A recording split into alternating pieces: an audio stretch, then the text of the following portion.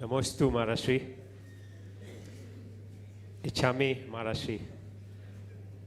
महाराष्ट्री, एक बार निर्यापक मुनि वीर सागर जी महाराज जी ने शाहपुरा में अपने प्रवचन में भक्त और भगवान के संबंध के बारे में बताते हुए सार में ये कहा था कि भक्त और भगवान का संबंध दूध और शक्कर की तरह होता है, जो शक्कर दूध में पूरी तरह से घुल जाती है।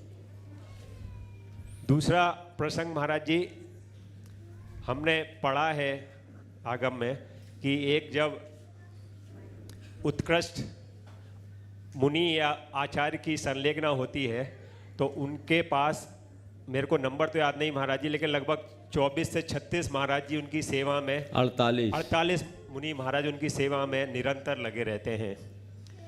तो महाराज जी, इन दो प्रसंगों को लेकर मेरा दो प्रश्न हैं। पहला प्रश्न तो ये है महाराज जी मेरा कि यहाँ पर वीर सागर जी महाराज जी ने भक्त और भगवान का संबंध बताया है, तो एक आचार्य गुरु और एक मुनि के बीच में कैसा संबंध होता है, एक तो मेरा ये प्रश्न है। दूसरा प्रश्न ये है महाराज जी, क्या ये जरूरी है कि संलग्ना के समय ही 48 मुनि हो? एक गुरु जब विपरीत परिस्थितियों से गुजर रहा है तो उनकी सेवा में क्या 48 मुनि एक साथ नहीं जा सकते महाराज और उनको पूर्ण रूप से स्वस्थ नहीं कर सकते क्या? देखो, आपने जो गुरु और शिष्य के संबंध की बात की है, और महाराज जी तीसरा उसमें एक और है, अगर एक बाप के 100 बेटे हैं तो क्या 100 बेटों को आज्ञा लेने की जरूरत होती है कि मैं आपकी सेवा में आ जाऊं?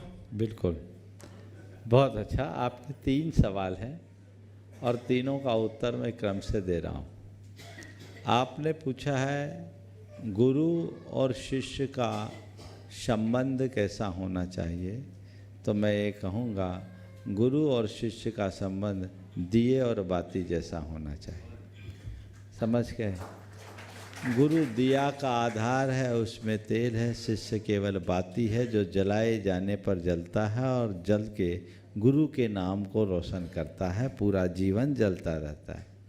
अथवा गुरु और शिष्य का संबंध है पतंग उड़ाने वाले और पतंग की तरह होना चाहिए। गुरु का काम पतंग उड़ाना है और शिष्य का काम आसमान में उड़ते जाना है। ये गुरु शिष्य का संबंध है। हम लोग आज्ञा की डोर से बंधे हैं, इसलिए उड़ना पड़ता है।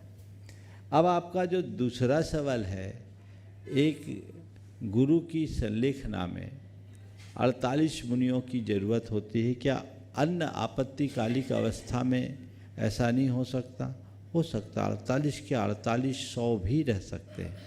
और अगर ऐसी कोई स्थिति है तो सबको वहाँ उपस्थित रहना चाहिए। ये एक भावनात्मक बात है, लेकिन कुछ व्यवस्थागत बात भी होनी चाहिए।